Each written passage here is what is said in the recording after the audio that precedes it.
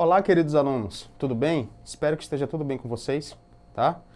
Meu nome é Romero, sou professor de Geografia, tá? Trarei hoje a aula para vocês relacionada à distribuição e o crescimento da população do Brasil. Para a gente entender a população, a gente volta sempre em alguns dados, pessoal. É sempre interessante nós trabalharmos com bastante dados, tá? Primeiro, Brasil hoje, uma atualização, é o sexto país mais populoso do mundo, tá? Perdemos recentemente esse posto para o Paquistão. Nós temos aproximadamente entre 210 e 212 milhões de habitantes, tá? O Paquistão já entrou com 220 milhões de habitantes. Depois, em quarto, aparece a Indonésia com 273 milhões, Estados Unidos com 331 milhões e as duas maiores populações do mundo.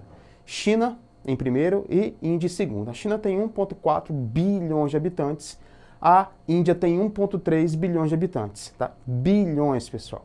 Então vai demorar um pouquinho aí os Estados Unidos, que é o terceiro, tá, a chegar.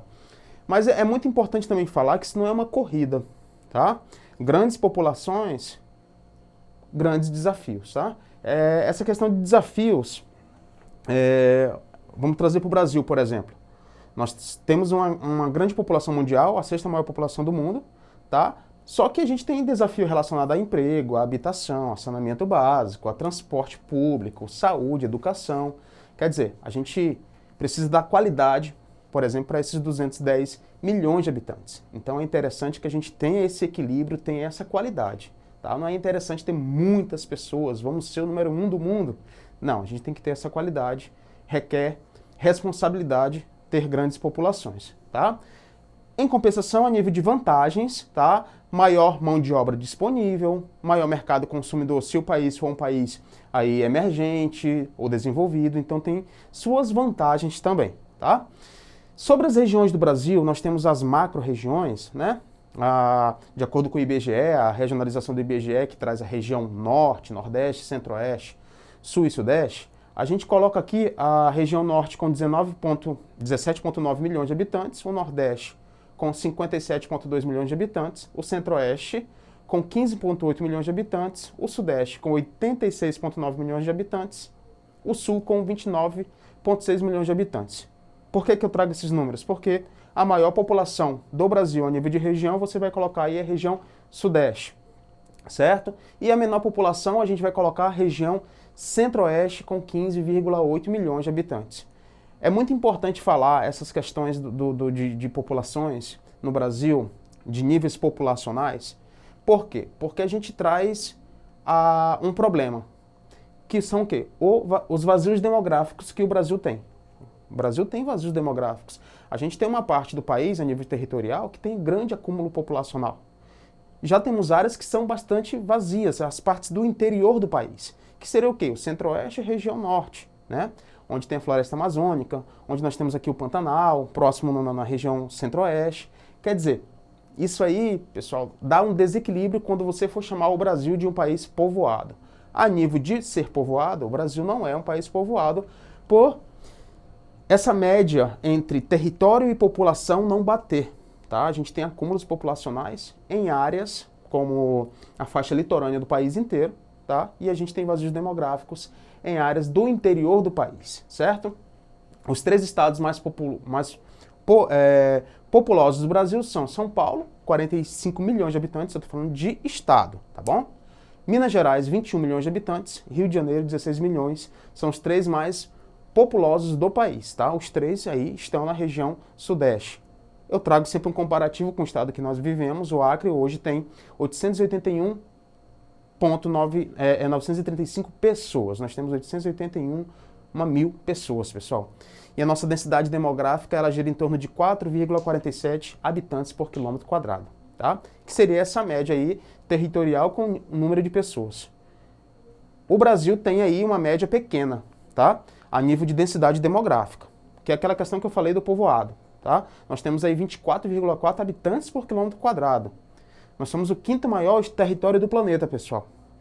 Tá? Para 24 pessoas,4 por quilômetro quadrado, ou seja, é uma baixa densidade demográfica comparada a países como a Holanda, como o Japão, né, que são as maiores densidades aí do planeta. nós temos uma evolução. O Brasil teve uma evolução a nível de crescimento vegetativo brasileiro, de crescimento populacional, né? Até 1940, até o final da década de 1940, o Brasil ele era rural, tá?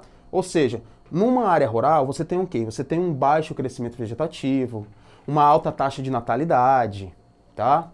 A mão de obra era familiar, alta taxa de mortalidade porque tinham precárias condições sanitárias. Isso era uma característica rural de uma década de 1940, pessoal. Até houve uma grande evolução médico-sanitária, né? Acesso às pessoas, tá? A questão de qualidade de vida. Então tudo isso modificou bastante no Brasil, tá? Mas até a década de 1940 nós tínhamos esses problemas de alta taxa de natalidade, tá? E alta taxa de mortalidade. Entre 1950 e a final da década de 70, houve o quê? O processo de urbanização brasileiro, maior taxa de crescimento da história, lenta queda de natalidade, tá?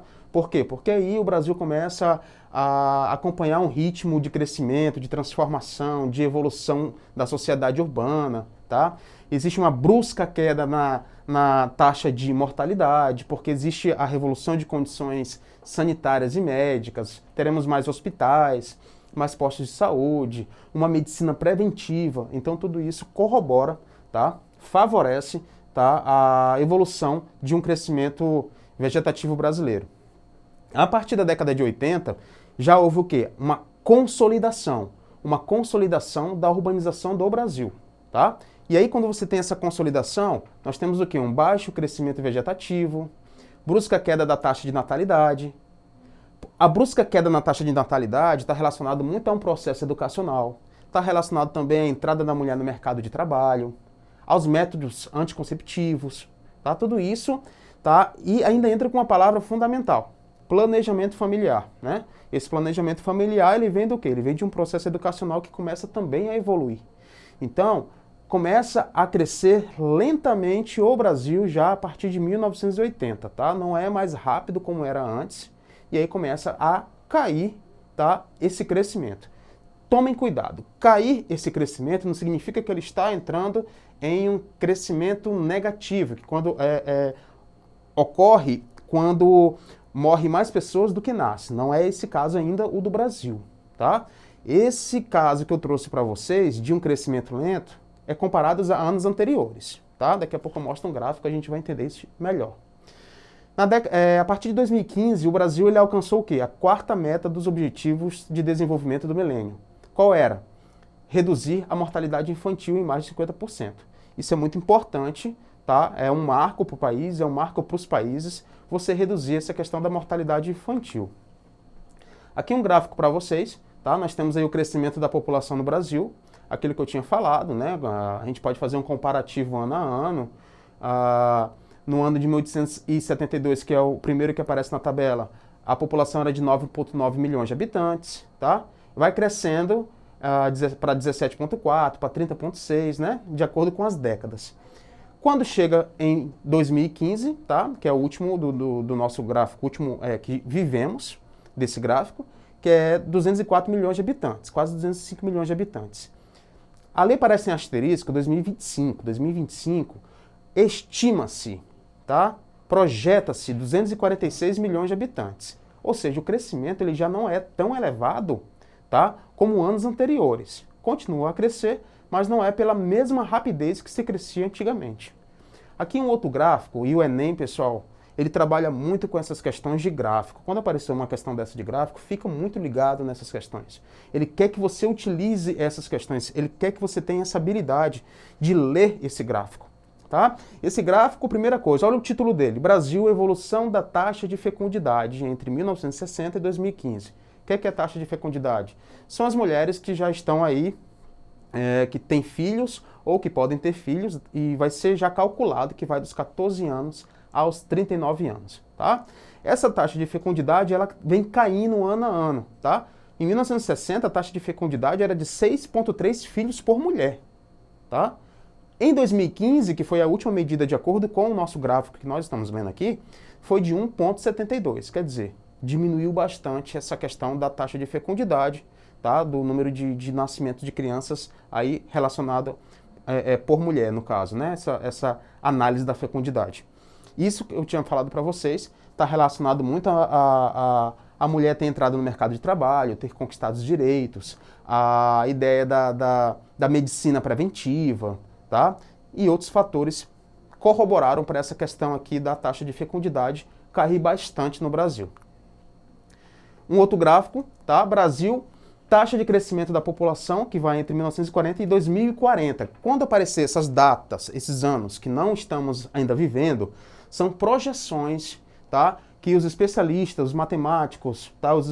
Quem trabalha com a estatística já projeta em um futuro de acordo com o crescimento atual, certo?